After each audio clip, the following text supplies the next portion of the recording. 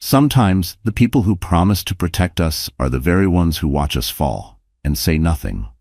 It's easy to believe betrayal comes with warning signs, loud arguments, or sudden distance, but often it arrives quietly, smiling, toasting, and holding your hand.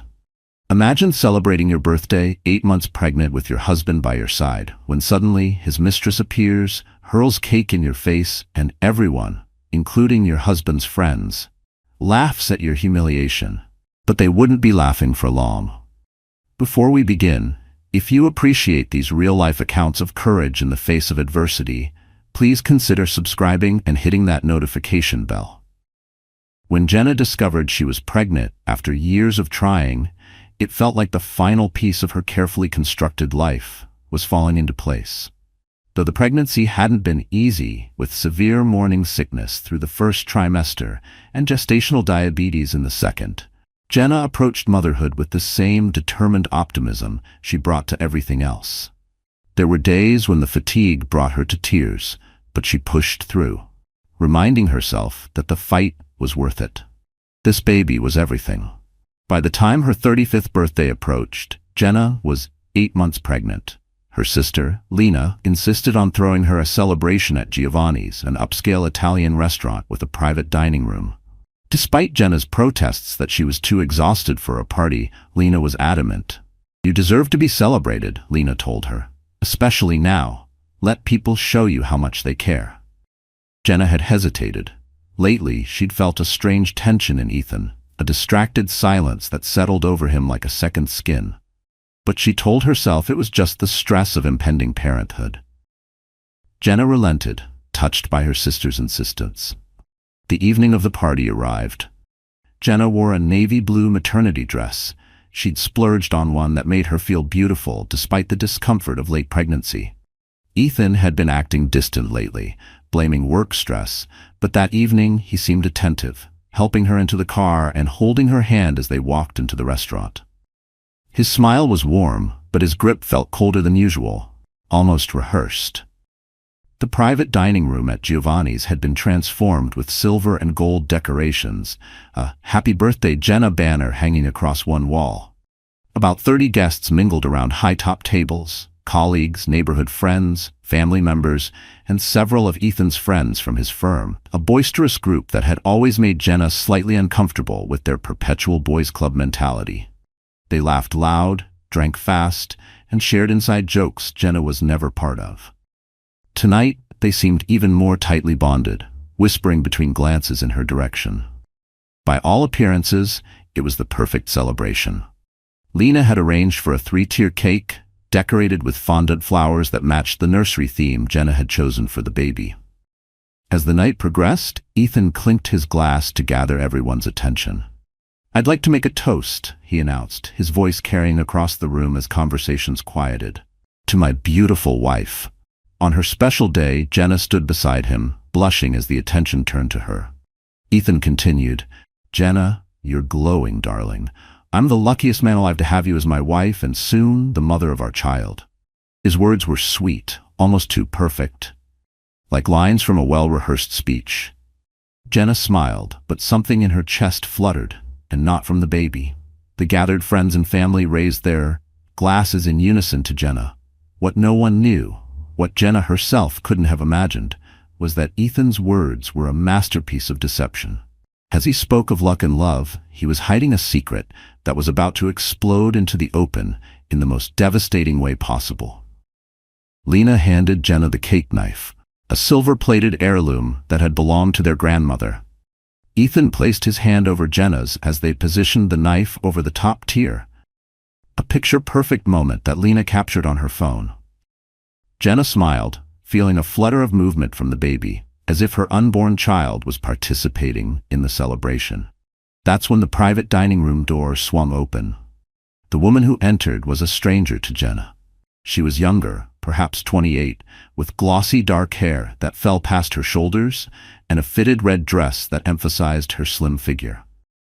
Everything about her radiated confidence as she surveyed the room with cool detachment. The conversation died immediately in the sudden silence. The woman's high heels clicked sharply against the hardwood floor as she walked toward the center of the room. Jenna noticed Ethan's hand go rigid over hers. When she glanced at him, his face had drained of color. "Don't let me interrupt your family moment," the woman said, her voice dripping with sarcasm. Jenna looked from the stranger to her husband, confusion clouding her features. "Ethan, who is this?" Before Ethan could answer, the woman continued her approach until she stood directly across the cake table from them. "I'm Vanessa," she said to Jenna, though her eyes remained fixed on Ethan. "Ask your husband who I am." Ethan stepped forward, positioning himself between the two women. "This isn't the place," he said quietly to Vanessa. "Please leave." Vanessa laughed, a harsh sound, devoid of humor. "Not the place? Is that what you said when you were in my bed last night? This isn't the place?" The room collectively gasped.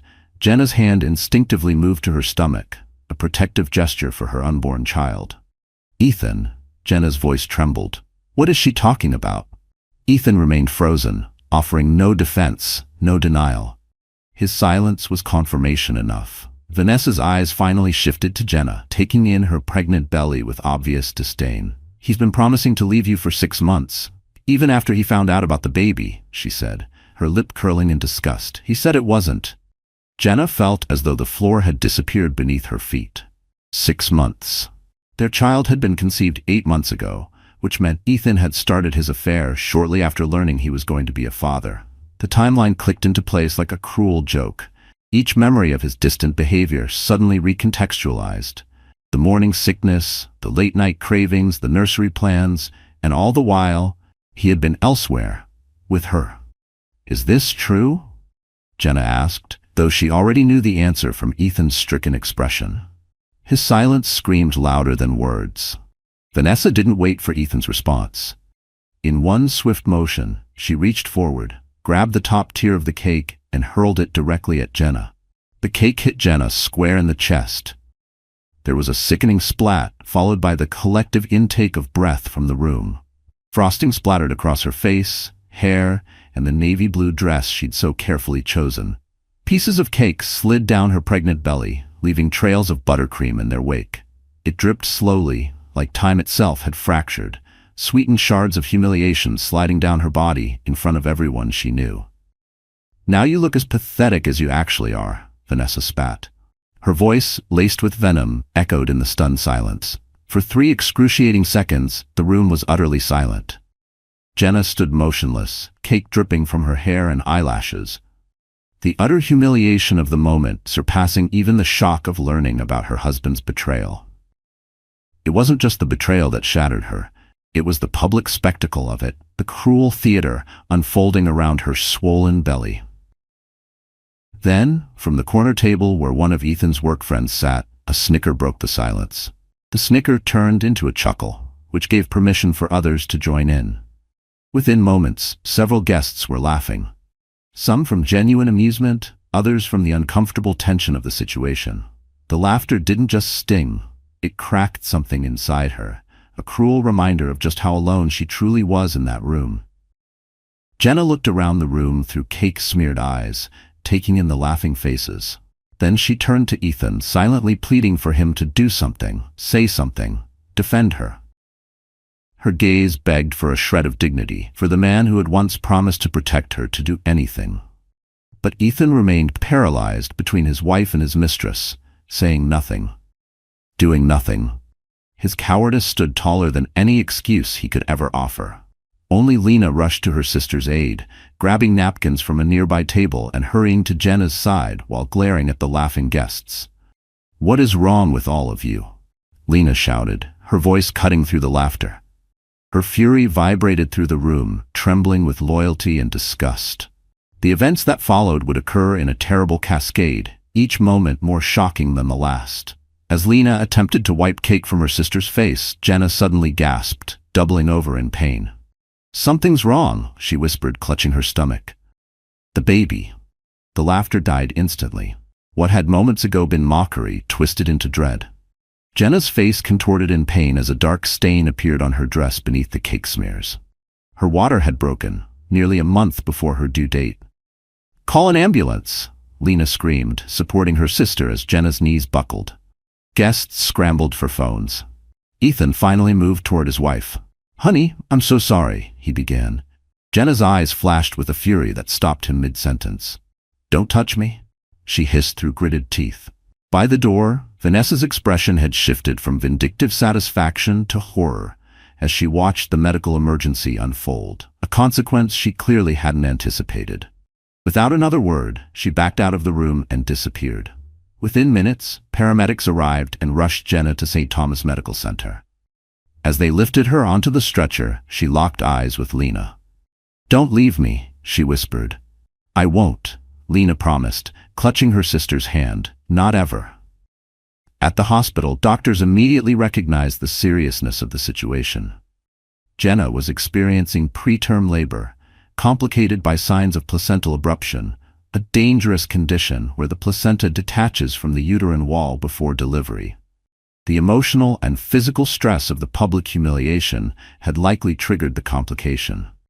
In the waiting room, an excruciating drama played out among the family members who had followed the ambulance. Ethan paced anxiously, his once handsome face now haggard with worry and guilt. Jenna's parents sat huddled together, her mother crying quietly while her father stared stonily ahead, refusing to acknowledge his son-in-law's presence. Lena stood apart from them all, furiously typing on her phone. When Ethan approached her, she looked up with such venom that he physically recoiled. "What are you doing?" he asked, nodding at her phone. Lena turned the screen toward him. On it was a video playing, footage she had been recording during the birthday toast and cake cutting. The video clearly showed Vanessa's entrance, her accusations, the cake throwing, and most damning of all, the laughter that followed, and Ethan's complete failure to defend his pregnant wife. "I was recording what I thought would be a sweet birthday memory," Lena said, her voice low and dangerous. "Instead, I captured exactly who you are, who your friends are, who that woman is." Ethan's face paled further. "Lena, please."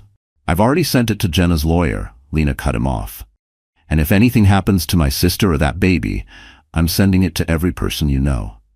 Before Ethan could respond, a doctor entered the waiting room. Everyone turned toward him, the family conflict momentarily suspended by collective concern for Jenna and her unborn child. "The stress has caused complications," the doctor explained soberly. "We're doing everything we can, but both mother and baby are in distress. We're preparing for an emergency C-section." Jenna's mother sobbed audibly. Her father finally spoke, addressing Ethan directly for the first time. "If anything happens to them, you'll answer to me." His voice trembled not with weakness, but with the tightly coiled rage of a man holding back years of disappointment, now concentrated into one terrifying moment. As the doctor left to return to Jenna, Lena turned to Ethan one final time. "This is on you," she said. "All of it." There was no yelling, no dramatics, just a calm, lethal certainty in her voice. Behind the swinging doors of the operating room, Jenna lay conscious but sedated on the surgical table as doctors worked urgently to deliver her baby. The bright lights overhead seemed to pulse in rhythm with the pain radiating through her body. She could feel the cold of the steel beneath her, the tight grip of the IVs in her arms, and a gnawing fear that clawed at the edges of her consciousness. "Blood pressure's dropping." A nurse called out, "We need to move faster." The lead surgeon responded, "Baby's showing signs of distress." The words cut through the air like scalpels, sharp and irreversible. Through the haze of medication and pain, Jenna could hear the urgency in their voices. A part of her registered that she should be terrified, but instead she felt strangely detached, as if watching events unfold from a distance. The humiliation of the birthday party seemed like a distant nightmare compared to the very real possibility of losing her child. She didn't care about the cake anymore, or the whispers, or the laughter. Just that heartbeat, her baby's, and whether it would keep beating. "Stay with us, Jenna," the anesthesiologist encouraged, noticing her fading awareness. "Your baby needs you to be strong right now." Those words pierced through Jenna's mental fog. "My baby needs me." The thought became her anchor as the medical team worked to save them both. She clenched onto it like a lifeline, as monitors beeped and machines hummed, her body numb, but her spirit screaming.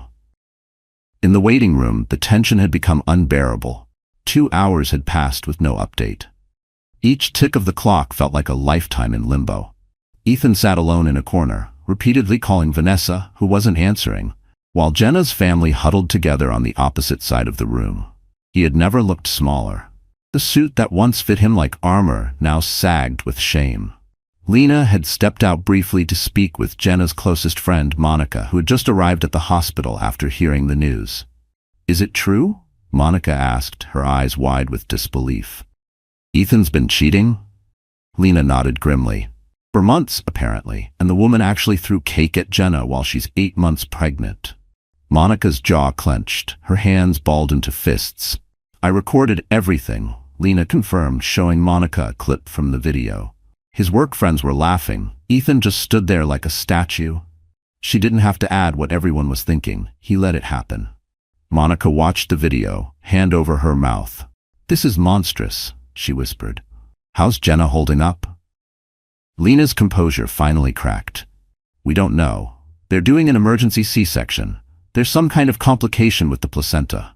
Her voice broke mid-sentence, and her shoulders shook under the weight of too many held-in tears. Monica pulled Lena into a fierce hug. "Jenna is the strongest person I know," she said firmly. "She'll get through this." But even as she said it, her eyes flicked toward the closed operating room doors, willing them to open. As they embraced, a surgeon in blue scrubs entered the waiting room.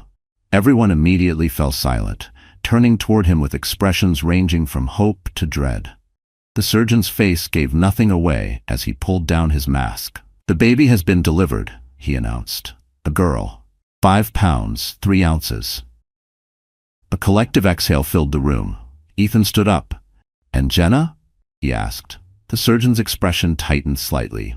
"Your wife experienced significant hemorrhaging during the procedure.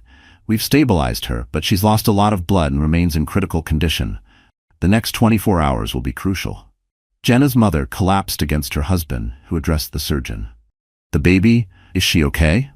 "She's premature and experiencing some respiratory difficulties, which is common at 34 weeks. She's been taken to the NICU for oxygen support and monitoring." "Can we see them?" Lena asked. "The baby, yes, though only 2 visitors in the NICU at a time. Jenna is in recovery and heavily sedated.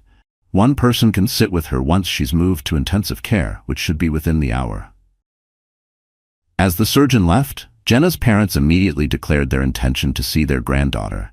Ethan moved to follow them, but Jenna's father blocked his path. "You've done enough," he said coldly. "Stay away from my daughter and granddaughter." Ethan, still in shock from the evening's events, didn't argue. He sank back into his chair. As Jenna's parents followed a nurse toward the NICU, Lena approached Ethan, her earlier fury now tempered by exhaustion. "Why?" she asked simply. "Why would you do this to her?" Ethan stared at the floor, unable to meet her gaze. "I never meant for any of this to happen." "That's not an answer," Lena pressed. "Jenna has been nothing but loving and supportive. She was so excited about the baby." "Your baby," she added, her voice sharp. Ethan ran his hands through his hair in frustration. "It just happened. Vanessa was new at the firm. We started working late hours together. Jenna was so focused on the pregnancy, always talking about the baby, making plans. So while my sister was preparing to bring your child into the world," Lena cut in, her voice dripping with contempt, "you were sleeping with a colleague because you felt neglected. And you told this woman the baby wasn't yours?" "You could say that." Ethan had no response. The magnitude of his betrayal, laid bare in Lena's succinct summary, seemed to finally hit him. It wasn't just guilt that crept into his face. It was the dawning horror of knowing he'd crossed a line he could never uncross. "I need to make this right," he said weakly. "You can't," Lena said flatly. Her voice held no pity, only steel. "Some things can't be fixed with an apology. The best thing you can do right now is leave. Jenna doesn't need the stress of seeing you when she wakes up." "She's my wife," Ethan protested. "That's my daughter." "You should have remembered that before you started sleeping with Vanessa," Lena replied. "Before you stood by while she assaulted your pregnant wife. Before you and your friends laughed while Jenna collapsed." Each word hit like a slap, not just because it was true, but because he'd done nothing to stop it. Ethan flinched at each accusation. "I didn't laugh," he mumbled. But even as he said it, the image of him frozen, doing nothing while Jenna bled, replayed in his mind. "No, you just did nothing. which is worse. Her voice didn't rise. It didn't have to. The truth was heavy enough. Lena checked her phone, which had been continuously buzzing. "I'm going to check on my sister. You should know the video is already circulating. Monica has connections at several news outlets, and they're very interested in the story of an investment banker whose mistress attacked his pregnant wife at her birthday party, triggering premature labor." Ethan's head snapped up. The panic in his eyes flared before he could hide it. "You can't release that video. It could ruin my career." Lena's laugh was without humor. It was sharp, bitter, the kind of laugh that didn't come from amusement but disbelief. "Your career? My sister almost died tonight. Your daughter is fighting for breath in the NICU, and you're worried about your job?" She took a step closer, lowering her voice to a cold whisper. "Everything you care about is slipping through your fingers, and you still don't get it." Without waiting for his response, Lena walked away, leaving Ethan alone, with the consequences of his actions beginning to unfold around him. The hallway felt colder now, the buzz of his phone louder, the silence of his own failure deafening. The intensive care unit was eerily quiet, except for the steady beeping of monitors. Jenna lay unconscious, her skin almost as white as the hospital sheets, multiple IVs running into her arms. Lena sat beside her, holding her sister's limp hand while scrolling through her phone with her free hand. The video had indeed gone viral, and the internet showed no mercy. In just 3 hours, it had been shared thousands of times across multiple social media platforms. News sites were picking up the story, with headlines like, "Banker's mistress attacks pregnant wife, triggers emergency birth." "Cake assault leads to medical crisis, husband stood by." Ethan's firm, Barclay and Walsh, was tagged in hundreds of posts, with people demanding to know whether they condone such behavior from their employees. The firm's polished PR image was crumbling under public outrage. Vanessa's identity had been quickly uncovered by internet sleuths who recognized her from the firm's website. Her social media accounts were being flooded with outraged comments. People were screenshotting her LinkedIn, resharing old Instagram captions about confidence and integrity with brutal sarcasm. Lena felt a grim satisfaction at the swift public response. Not because it would fix anything, but because, for once, justice didn't wait. While she hadn't personally sent the video to news outlets, Lena hadn't stopped Monica from doing so. Jenna would need all the support she could get in the coming days, and the court of public opinion was firmly on her side. A soft moan drew Lena's attention back to her sister. Jenna's eyelids fluttered, then slowly opened. "Lena," her voice was barely audible. "I'm here," Lena assured her immediately, setting down her phone. "You're okay. You're in the hospital." Jenna's hand weakly moved to her stomach, now conspicuously flat beneath the hospital sheet. Panic flashed in her eyes. "The baby," she whispered urgently. "She's in the NICU," Lena said calmly. 5 pounds, 3 ounces. Mom and Dad are with her right now. She needs some help breathing, but the doctors say she's strong."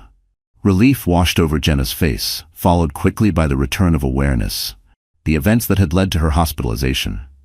Tears filled her eyes. "It wasn't a nightmare, was it?" she asked. "Ethan, Vanessa, they were real?" Lena squeezed her sister's hand. "I'm so sorry, Jenna." Jenna turned her face away, tears sliding silently down her cheeks. "Everyone was laughing," she said, her voice breaking. "My husband's mistress threw cake at me, and people laughed." "Not everyone," Lena corrected gently, "and those who did? They're facing serious consequences now." Jenna looked back at her, confusion evident through her tears. "What do you mean?" Lena hesitated, unsure if now was the time to explain about the viral video and the public outcry. Before she could decide, a nurse entered the room. "She's awake," the nurse observed with a warm smile. "That's wonderful. How are you feeling, Jenna?" "Like I've been hit by a truck," Jenna admitted weakly. "That's to be expected after what you've been through. Your doctor will be in shortly to explain everything. In the meantime, there's someone who would like to meet her mama, if you're feeling up to it." As the nurse spoke, another staff member wheeled in a clear bassinet containing a tiny bundle wrapped in a pink blanket. Despite her exhaustion and pain, Jenna immediately tried to sit up. "Careful," the nurse cautioned, adjusting the bed to a slight incline. "You have a fresh incision to protect." With practiced efficiency, the nurse lifted the tiny baby from the bassinet, and gently placed her on Jenna's chest, arranging the tubes and wires that connected the newborn to a portable monitor. "She still needs oxygen support," the nurse explained, "so she can only stay for a few minutes. But skin-to-skin contact is beneficial for both of you." Jenna gazed down at her daughter's face, in wonder. Despite the trauma of her birth, despite the betrayal that had preceded it, the connection was immediate and overwhelming. The baby's eyes were closed, her tiny features perfect in miniature, a cap of dark hair peeking out from under the hospital beanie. "Hello, little one," Jenna whispered, her tears now falling for an entirely different reason. "I'm your mom." Lena watched the moment with a lump in her throat. In the midst of catastrophe, this small miracle somehow made everything else recede in importance. "Have you thought of a name?" the nurse asked, checking the baby's monitors. Jenna nodded slowly, her eyes never leaving her daughter's face. "Sophia," she said softly. "It means wisdom." As Jenna bonded with her newborn daughter, Ethan was facing a very different kind of reality in the hospital parking lot. His phone had been exploding with notifications, calls from his boss, texts from colleagues, emails from clients who had seen the video. His parents had left 3 voicemails, each more distressed than the last. Vanessa had finally returned his calls, but only to inform him that she had been placed on administrative leave pending an investigation by the firm's HR department. She blamed him entirely, claiming he had misled her about the state of his marriage. "You told me she knew we were seeing each other," Vanessa had sobbed into the phone. "You said you were separated, in all but name. Now I'm being called a homewrecker and getting death threats online." Ethan had no comfort to offer her. The magnitude of what they had done, what he had done, was finally sinking in. He had betrayed his pregnant wife, lied to his mistress about the state of his marriage, and when the moment of truth arrived, he had stood frozen, protecting neither woman. His phone rang again. It was his boss. With resignation, Ethan answered. "Ethan, I need you in my office tomorrow morning at 8 a.m. sharp," the senior partner said without preamble. "The executive committee is convening an emergency meeting regarding your situation." "I understand," Ethan replied numbly. "I've been fielding calls from clients all evening," his boss continued, the anger in his voice unmistakable. "The firm's reputation is taking a hit every time that video gets shared." "I'm sorry," Ethan offered, inadequately. "Save it for tomorrow," his boss snapped, then hung up. Ethan sat in his car, the enormity of the collapsing life he had built weighing on him. He had jeopardized his marriage, his relationship with his newborn daughter, his professional reputation, and the standing of his firm, all for an affair that had begun as a flattering distraction and evolved into an addiction to the excitement and novelty Vanessa represented. What had started with flirtation in late-night emails and glances across boardroom tables had become a secret life, one that fed his ego while poisoning everything else. As the hospital lights reflected on his windshield, Ethan made a decision. He would fight to make things right. He would beg Jenna's forgiveness, promise to be a better man, a devoted father. He rehearsed the words in his mind like a prayer. "I'll change. I'll do better. I'll fix this." But even as he imagined saying them, a hollow ache in his chest reminded him they might never be enough. Surely, once the initial shock wore off, she would see that breaking up their family wasn't the answer. They had a history. A child. That had to count for something. Didn't it? With this resolution firming his spine, Ethan finally drove home, to the empty house he had once shared with Jenna, unaware that the damage he had caused was far too extensive for simple apologies to repair. By morning, what had begun as a viral video had transformed into a full-blown social media firestorm. And it wasn't just Jenna's friends sharing it now. It had leapt into national conversation, fueled by outrage, empathy, and fury. The hashtag Justice for Jenna was trending nationally, with people from all walks of life expressing outrage at the treatment of a pregnant woman by her husband, his mistress, and the laughing bystanders. News vans had gathered outside St. Thomas Medical Center, though security was keeping reporters at bay. Camera flashes flared at every ambulance arrival. Commentators speculated about ethics, infidelity, and violence in relationships. Jenna had become a symbol, one she never asked to be. Ethan's investment firm, Barclay and Walsh, had issued a terse statement saying they were investigating the matter internally and did not condone the behavior depicted in the video. Several of Ethan's clients had publicly announced they were taking their business elsewhere, unwilling to be associated with someone whose personal conduct was so clearly at odds with their corporate values. The firm's PR department scrambled while Ethan's name trended, not for his portfolio wins, but for standing motionless while a cake exploded across his pregnant wife's chest. Meanwhile, in the hospital's NICU, Jenna sat in a wheelchair beside her daughter's incubator. A very different kind of media playing out on the small television mounted on the wall. A local news anchor was discussing the incident with barely concealed disgust. Sources close to the family say that both mother and baby are in stable condition this morning, the anchor reported. After the stress-induced premature delivery, the husband, identified as Ethan Caldwell, a senior investment manager at Barclay and Walsh, has not issued any statement regarding the incident. The anchor's tone lingered on, "not issued any statement," making the silence sound like a second betrayal. Jenna's mother reached for the remote and muted the television. "You don't need to listen to this right now, sweetheart." Jenna's eyes remained fixed on her daughter, who was breathing easier that morning, according to the doctors. Her tiny chest rose and fell inside the incubator like a fragile promise, one Jenna had to keep. "It's okay, Mom," she said softly. "It doesn't matter anymore." But her voice wavered slightly, as if part of her still wished it did. Her father, who had been standing protectively near the door, scoffed. "Doesn't matter?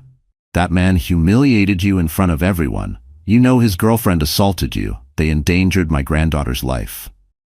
"It absolutely matters." Jenna finally looked up, her expression calm despite the lingering pallor of her skin. "I mean, the media coverage doesn't matter. What matters is right here." She gently stroked her finger against Sophia's tiny hand, which reflexively gripped it. "Everything else is just noise." Her parents exchanged concerned glances. Their daughter's composure seemed almost unnatural, given the circumstances. The obstetrician had warned them that Jenna might experience emotional numbness as a protective mechanism against trauma. Lena entered the NICU, having just returned from Jenna's house with fresh clothes and toiletries. "Security stopped me on the way in," she reported. "Ethan's trying to get in to see you and the baby. They're keeping him in the lobby for now."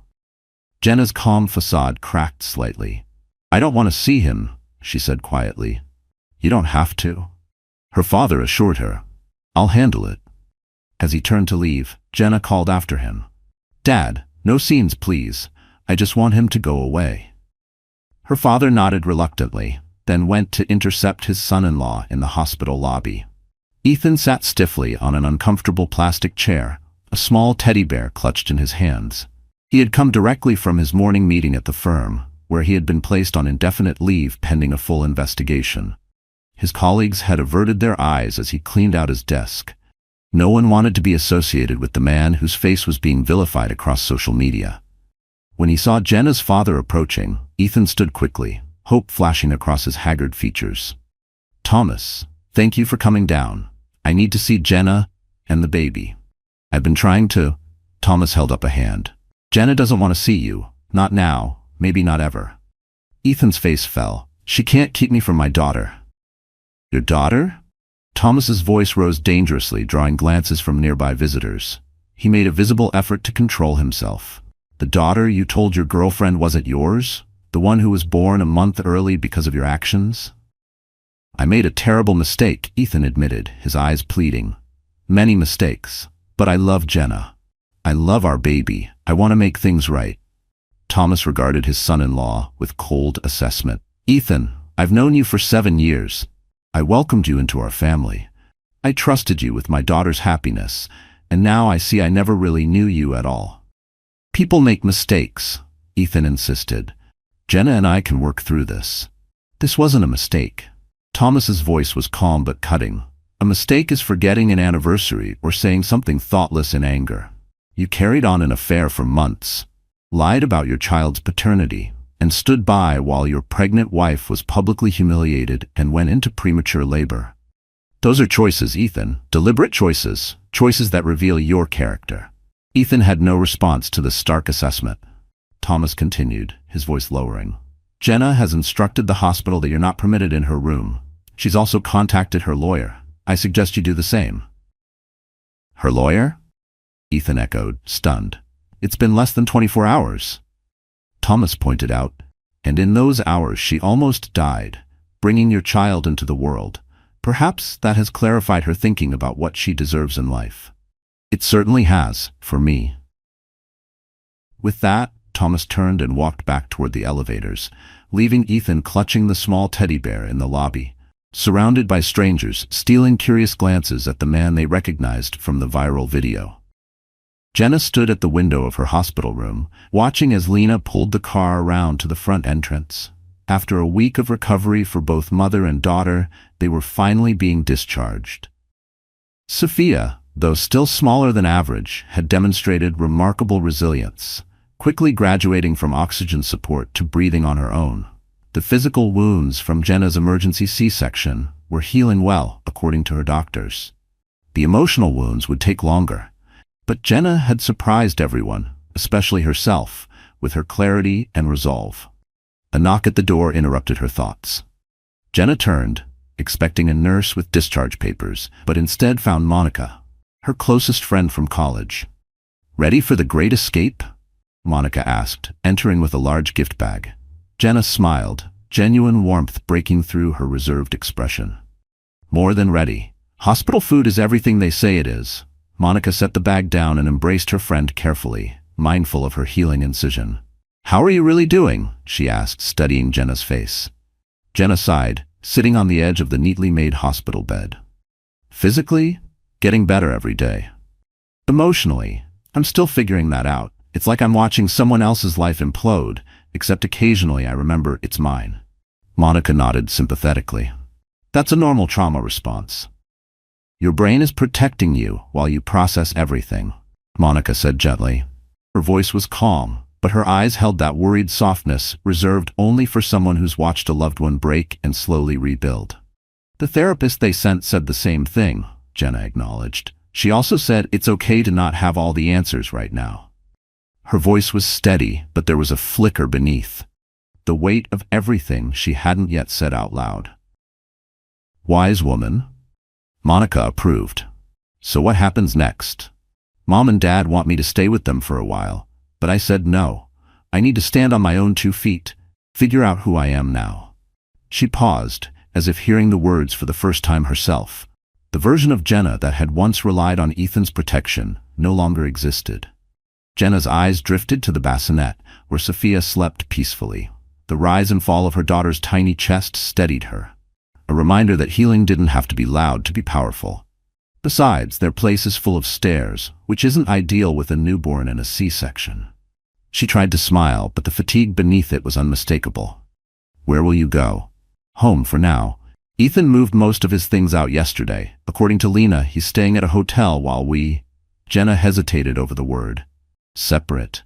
Monica raised an eyebrow. "Just separating?" It wasn't judgment, it was knowing. The kind that came from watching too many friends give second chances to men who didn't deserve first ones. Jenna's gaze hardened slightly. "For now. My lawyer advised me to take things one step at a time. First priority was getting a temporary order of protection based on Vanessa's assault. Second was securing interim financial support for Sophia and me while I'm on maternity leave. Divorce is step 3. Her voice didn't shake. It didn't rise. It was measured. Not with hesitation, but with clarity. "So you've decided then?" Jenna nodded slowly. "I keep thinking about that moment when Vanessa was throwing accusations, and Ethan just stood there. He didn't deny anything, didn't defend me, didn't even try to stop her from throwing the cake. If he couldn't protect me, then how could I ever trust him to protect Sophia?" The memory still burned, not because of what Vanessa had said, but because of Ethan's silence. His stillness had spoken louder than betrayal ever could. Monica squeezed her friend's hand. "You're making the right choice, and you're not alone in this." Her grip was firm, grounding, the kind of support that said, "Even if you fall, I'll be here to catch you." Speaking of which, she reached for the gift bag she had brought. "This is from everyone at the office. We took up a collection." Jenna opened the bag to find a portable bassinet, several packages of newborn diapers, and an envelope. Inside the envelope was a card signed by dozens of her colleagues and a substantial gift card to a baby supply store. Each signature felt like a thread in a net she hadn't realized had been there all along. Tears filled Jenna's eyes. "This is so generous." "That's not all," Monica continued. "The partners have extended your maternity leave to 16 weeks, fully paid. They said to take all the time you need." Jenna was momentarily speechless. "I don't know what to say." "Say your friends help you," Monica suggested gently. "You've always been the strong one, the one who has everything under control. But even the strongest people need support sometimes." Monica's tone shifted, almost pleading, a reminder that love doesn't always roar, sometimes it just shows up. Before Jenna could respond, a nurse entered, wheeling a small cart. "Ready to go home, Mom?" she asked with a cheerful smile. She asked cheerfully, "Just need your signature on these discharge papers, and you and little Sophia are free to go." As Jenna signed the paperwork, Lena appeared in the doorway with a car seat. "Chariot awaits, my lady," she announced with a dramatic bow. For the first time in what felt like ages, Jenna laughed, a genuine, spontaneous sound that seemed to surprise even her.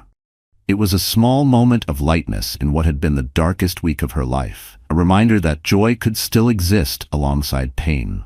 Outside the hospital, a few persistent reporters lingered, hoping for a glimpse of the woman whose story had captivated the public imagination. Hospital security formed a protective barrier as Lena brought the car around, shielding Jenna and the baby from prying eyes and cameras. As they drove away from St. Thomas Medical Center, Jenna gazed out the window at the city passing by. The world looked different somehow. The colors sharper, the contrast more defined, or perhaps it was Jenna herself who had changed, her perception altered by the seismic shifts in her life. "You okay?" Lena asked, glancing at her sister in the rearview mirror. Jenna looked down at Sophia, sleeping peacefully in her car seat, then back up at the road ahead. "I will be," she answered, and was surprised to discover she actually believed it. Meanwhile, across town, Ethan sat in the office of Barclay and Walsh's HR director, a stern woman named Vivian Grant, who had been with the firm for 20 years. Beside her sat Charles Walsh himself, the firm's founding partner, his expression grave. "The executive committee has concluded its review of the situation," Vivian stated formally. "Due to the serious nature of the allegations and the negative publicity affecting our client relationships, we have no choice but to terminate your employment, effective immediately." Ethan had been expecting this, but the reality still hit like a physical blow. "I understand," he managed. "Your actions reflect poorly on this firm," Walsh added, his disapproval evident. "We've lost 3 major clients in the past week. Our reputation for discretion and integrity has been compromised." "What about Vanessa?" Ethan asked. "Is she being terminated as well?" Vivian's lips thinned. "Miss Roberts resigned yesterday. That matter is closed." Ethan nodded, unsurprised. Vanessa had made it clear that she wanted nothing more to do with him or the situation. Her last text had been blunt: "My life is ruined because of you. Never contact me again." "You'll receive 2 weeks severance pay," Vivian continued. "Your personal effects have been packed and are waiting at reception. Due to the sensitivity of client information, you'll be escorted from the building immediately after this meeting." It was a stunning fall from grace. Just a week ago, Ethan had been on track to make partner within the next 2 years. Now he was being treated like a security risk, his career in shambles, his reputation destroyed. "Is there anything else you'd like to say?" Charles Walsh asked, his tone suggesting there was nothing Ethan could possibly say to improve the situation. Ethan considered for a moment. "I'd like to apologize for the harm I've caused the firm. My personal failures shouldn't have affected Barclay and Walsh's reputation." Walsh's expression didn't soften. "Perhaps you should have considered that before conducting an inappropriate workplace relationship and allowing it to become a public spectacle." The meeting concluded shortly after, and as promised, Ethan was escorted to the lobby by security. As he carried the box containing his office belongings to his car, he couldn't help noticing the sideways glances from former colleagues who hurried past without speaking. In the span of 1 week, Ethan had lost his wife, his home, his job, and his reputation. Even his parents had expressed their profound disappointment, his mother crying openly during their last phone call. The only thing he had left was his connection to Sophia, a daughter he had yet to meet, born in circumstances he could scarcely have imagined. As he drove away from the office building for the last time, Ethan was resolved that whatever else happened, he would fight to be a father to his child. It was the one relationship he still had a chance to build properly. From the beginning. What Ethan didn't yet understand was that rebuilding any part of his life would require confronting the fundamental character flaws that had led him to this point. A process that would be more difficult and painful than losing his external markers of success. 2 weeks after returning home from the hospital, Jenna sat in the elegant office of Diana Winters, widely regarded as one of the city's most formidable divorce attorneys. Sophia slept peacefully in her carrier beside Jenna's chair, oblivious to the serious discussion that would shape her future. "Let's be clear about your priorities," Diana said, her silver-streaked hair pulled back in a severe bun that matched her no-nonsense demeanor. "What matters most to you in this divorce?" Jenna had given this considerable thought. "Financial security for Sophia and me. Primary physical custody, with appropriate visitation for Ethan." "I won't keep him from his daughter," Jenna said, "but I need to be the one making day-to-day decisions, and I want the house. I designed every inch of that nursery. I can't bear the thought of leaving it." Her voice wavered slightly, not from uncertainty, but from the ache of seeing her dream home now laced with ghosts of betrayal. Diana nodded approvingly. "All reasonable requests. Given the circumstances of your separation and the evidence we have, I believe we're in a strong position to negotiate favorable terms." Her tone was calm but firm, the kind of confidence Jenna had learned to lean on in recent days. "By evidence, you mean the video?" Jenna clarified, her expression tightening. She hated that her most humiliating moment had become the most powerful piece of leverage. "Precisely. While New York is a no-fault divorce state, meaning we don't have to prove misconduct to obtain a divorce, evidence of adultery and the incident at your birthday can certainly influence the court regarding property division and potentially custody arrangements." Her words were clinical, but the subtext was sharp. The law might not punish betrayal, but it could still weigh it. Jenna shifted uncomfortably. "I hate that my humiliation has become leverage." The image of frosting dripping down her face in front of dozens of people still made her stomach twist. Diana's professional demeanor softened slightly. "I understand. But remember, you didn't create this situation. Your husband made choices that led to these consequences. We're simply ensuring those consequences don't include financial hardship for you and your daughter." She paused, letting the words land. "You're not taking revenge, Jenna. You're protecting a future." Sophia stirred in her carrier, making tiny sounds that Jenna had already learned to recognize as the precursors to hunger. With practiced movements, she lifted her daughter and prepared to nurse her. The simple ritual grounded her, a quiet moment of motherhood amid the chaos of legal strategy. "Is this okay?" she asked the attorney. "Of course," Diana assured her. "I have 3 children of my own. Now, let's discuss our next steps. Have you and Ethan communicated directly since you left the hospital?" Jenna shook her head as she settled Sophia against her breast. "Only through Lena or my parents. He sent several texts asking to see the baby, but I've told him I want all communication to go through our lawyers for now." Her voice had no venom, just boundaries, newly built and fiercely guarded. "That's wise," Diana approved. "The restraining order against Vanessa remains in place?" "Yes, though I haven't seen or heard from her since that night. According to Lena's sources, she moved back to Chicago to live with her parents after resigning from the firm." The name still felt like glass in her mouth. Vanessa had vanished, but her damage remained. Diana made a note in her file. "Good. One less complication. Now Ethan has retained counsel. Gerald Hoffman, a respected family law attorney I've faced many times. He's requested a preliminary meeting to discuss temporary arrangements while the divorce proceeds." Jenna nodded gently, stroking Sophia's cheek as she nursed. The baby's skin was impossibly soft, a reminder of all that still needed protecting. "When?" "Next week, if you're feeling up to it. You wouldn't need to see Ethan. This would be a meeting between attorneys, with our respective clients in separate rooms. That's fine, Jenna agreed. The sooner we establish some clear boundaries, the better. And this time she intended to enforce them. Diana studied her client with professional assessment. Jenna Caldwell presented a compelling figure. A new mother still physically recovering from a traumatic birth, yet demonstrating remarkable composure and clarity. If they did end up in court, a judge would likely be sympathetic to her situation, especially with the viral video providing such damning evidence of her husband's betrayal. There's one more thing we should discuss, Diana said carefully.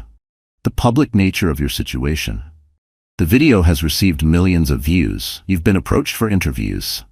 I understand, Jenna nodded reluctantly. Several news outlets, 2 talk shows, and a documentary filmmaker. I've declined them all. That's probably wise during pending litigation, Diana agreed. However, you should be prepared for continued public interest. Ethan's attorney may argue that the viral nature of the video has unduly prejudiced public opinion against his client. The video only shows what actually happened, Jenna pointed out. I didn't create or distribute it. True, Diana said, but perception matters in these cases. We need to be prepared to counter any argument that Ethan's being unfairly villainized. Jenna laughed, humorless. He villainized himself when he stood by and watched his mistress assault his pregnant wife. Diana's thin smile acknowledged the point. Indeed, we'll plan to meet again before next week's preliminary discussion. In the meantime, continue documenting any communication from Ethan, and call me immediately if Vanessa attempts to contact you in violation of the restraining order. As Jenna gathered her things to leave, Diana offered a final observation. You know, many clients in your position are still in shock at this stage. Angry, vengeful, or completely overwhelmed. You seem remarkably focused. Jenna glanced down at Sophia, now asleep against her shoulder. I don't have the luxury of falling apart. Every decision I make now affects her future. She met the attorney's gaze directly. Besides, I wasted enough tears on Ethan in the hospital. I'm done crying over someone who could hurt me so deliberately. Diana nodded approvingly. Channel that clarity. It will serve you well in the months ahead. Across town, Ethan sat in a considerably less imposing office, facing his own attorney. Gerald Hoffman was in his 60s, with the patient demeanor of someone who had seen every possible manifestation of marital discord over his 40-year career. The preliminary meeting is set for next Wednesday, Gerald informed him. Diana Winters is tough but fair. She'll come in with specific demands regarding temporary support and custody arrangements while the divorce proceeds. He adjusted his glasses as he spoke, his tone professional, but with an edge that suggested even he knew this wouldn't be an easy negotiation. Ethan leaned forward anxiously. Will Jenna be there? I need to talk to her. Make her understand that. His voice cracked slightly, the desperation bleeding through despite his best efforts to sound composed. Gerald held up a hand. No, you won't see Jenna. This is a meeting between attorneys with clients in separate rooms, specifically to avoid direct confrontation at this emotional stage. And Ethan, I have to be frank with you. Your position is not strong. He didn't sugarcoat it. There wasn't time for illusions anymore. Ethan's shoulders slumped. Because of the video? Partially, yes. The video presents compelling evidence of both infidelity and behavior that endangered your wife and child. But more broadly, your actions have created a narrative that's difficult to counter. Gerald leaned in, speaking more quietly now. You didn't just cheat. You allowed chaos to unfold around a pregnant woman you swore to protect in front of an audience. And the internet never forgets.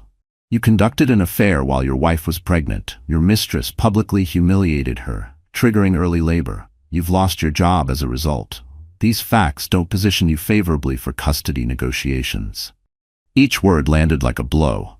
Ethan winced, but he didn't argue. He couldn't.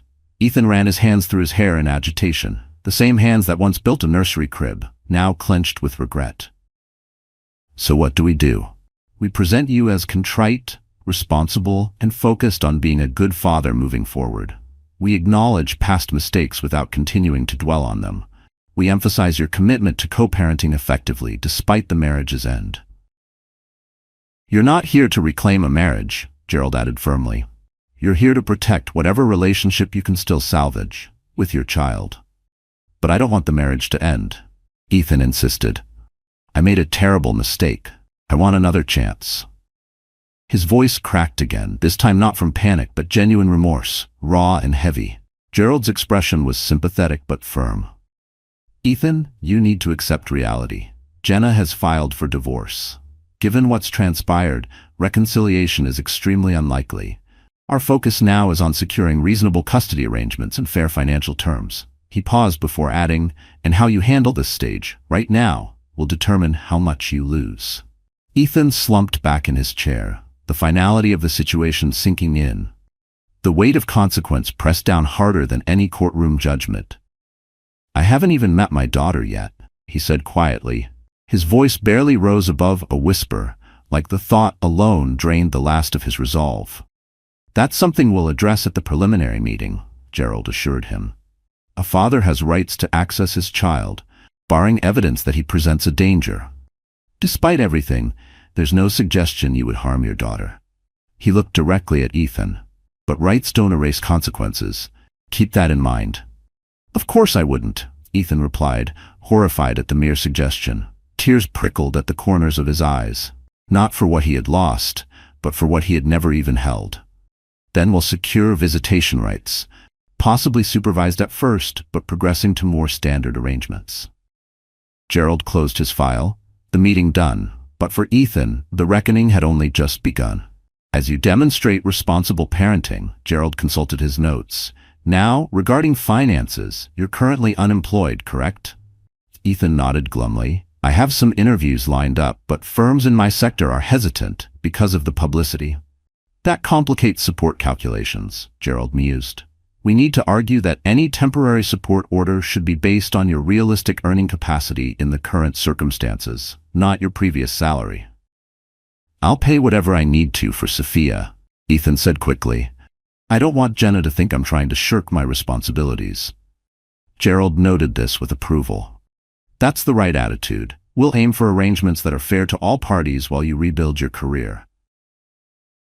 As Ethan left his attorney's office, his phone buzzed with a text from his mother. Your father and I would like to meet our granddaughter. Any progress? Ethan sighed heavily as he typed his response, working on it. Meeting with lawyers next week. The truth was that Ethan had never felt more powerless in his adult life. His access to his own child depended on legal negotiations. His professional future was uncertain. Even his parents' relationship with their granddaughter hinged on his ability to navigate the consequences of his actions. For the first time, Ethan was beginning to understand that some mistakes couldn't be fixed with charm, money, or promises to do better. Some betrayals permanently altered the landscape of trust and respect, in ways that no apology could restore. As he walked to his car, Ethan passed a young couple pushing a stroller, the father's arm protectively around the mother's shoulders. The simple family scene, one he had once taken for granted as inevitable in his future, now seemed like an impossible dream. The weight of what he had lost, through his own choices, settled over him like a physical burden.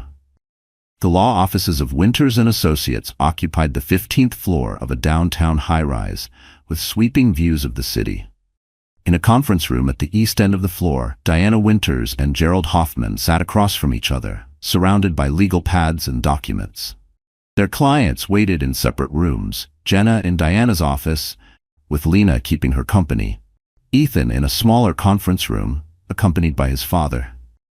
Let's begin with the most pressing matters, Diana suggested, her tone businesslike. Temporary custody and support. While the divorce proceeds, Gerald nodded. My client is requesting regular visitation with his daughter. He proposes initially supervised visits, progressing to unsupervised day visits as appropriate. Diana consulted her notes.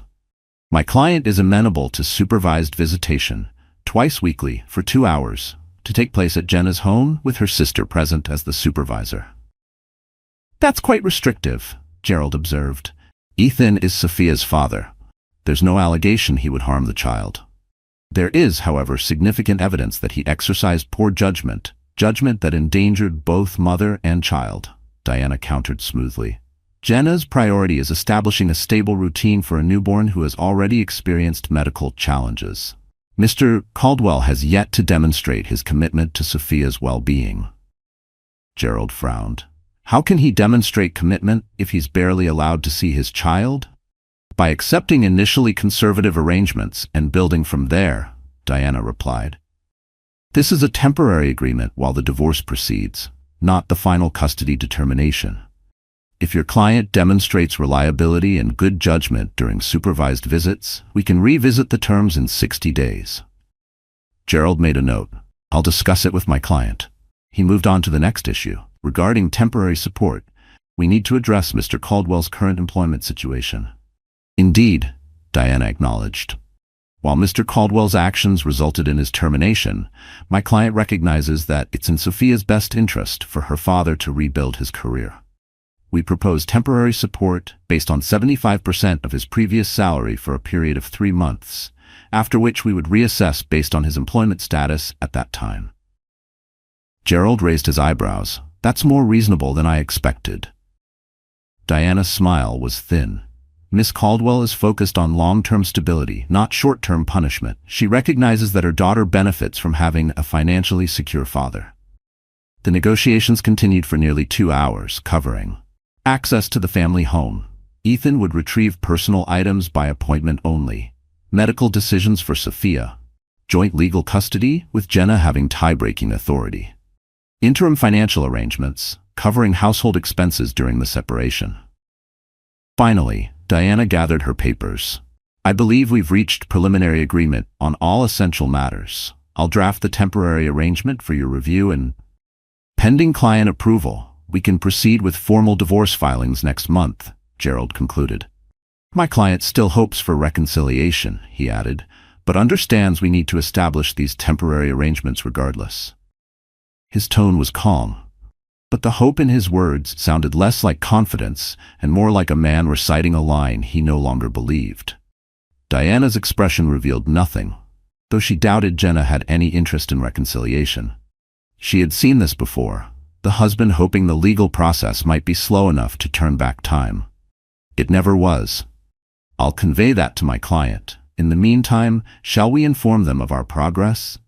In Diana's office, Jenna sat stiffly on a leather sofa, trying to focus on Sophia sleeping in her carrier, rather than the anxiety churning in her stomach. The baby's slow, rhythmic breaths were the only thing keeping her grounded, as legal documents shaped her new life behind closed doors. Lena scrolled through her phone beside her, occasionally sharing social media updates to distract her sister. Apparently, Vanessa closed all her social media accounts, Lena reported. Her voice was tinged with satisfaction, though she didn't smile. Smart move, considering the death threats. Jenna winced. I don't condone that. As much as I hate what she did, threatening violence isn't the answer. Her words were soft but firm, a quiet reminder that dignity didn't have to disappear just because trust had. You're a better person than me, Lena muttered. I'd be fine with her experiencing some consequences. She didn't look up from her phone, but her jaw was tight. Her loyalty burned hotter than her anger. She lost her job and had to move back home with her parents, Jenna pointed out. Those are consequences.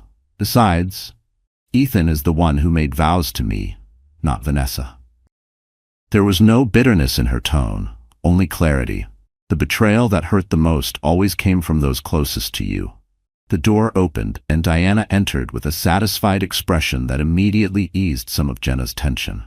The shift in Diana's posture, shoulders relaxed, chin slightly lifted, was the first real signal that something had gone in their favor. We've reached preliminary agreements on all key points, Diana announced. Mr. Hoffman will be discussing them with Ethan, but I believe the terms are quite favorable. She proceeded to outline the visitation schedule, support arrangements, and other details they had negotiated. Each bullet point felt less like legalese and more like reclaimed territory, pieces of Jenna's future being defined by her terms. Jenna listened carefully, nodding as each point was explained. No more silence. No more waiting. Every line in that agreement was a small, hard-won act of survival. So dear friend, sometimes life doesn't shatter in one loud, devastating moment. It unravels quietly, thread by thread, until one day you're sitting across from a lawyer, negotiating the terms of a life you never imagined you'd have to rebuild. Jenna didn't choose the betrayal. She didn't ask to become a symbol or to be forced into survival mode. But when the moment came, she did what the Stoics have long taught us. She faced the truth, not with rage, but with reason. She didn't try to control what had already broken. Instead, she focused on what she could control: her dignity, her child's safety, her future. Marcus Aurelius once said, "If you are distressed by anything external, the pain is not due to the thing itself, but to your estimate of it, and this you have the power to revoke at any moment." Jenna revoked the power of betrayal to define her. And maybe you can too. We don't always get justice in the way we expect, but we do get the chance to choose how we respond. We get the chance to stand up, not just in anger, but in quiet strength. One boundary, one breath, one document at a time. This isn't just about divorce or drama. It's about reclaiming your voice when the world tries to silence it. So if you're walking through your own fire, remember this: healing doesn't mean forgetting. It means refusing to let the pain become your identity. You've got this. And if you don't feel like you do today, come back tomorrow. We'll be here. Keep walking forward, even when it hurts. If this story moved you, helped you reflect, or reminded you of someone who needs to hear it, like this video, share it with a friend, and don't forget to subscribe for more stories that speak to the strength inside you. We'll get through this together.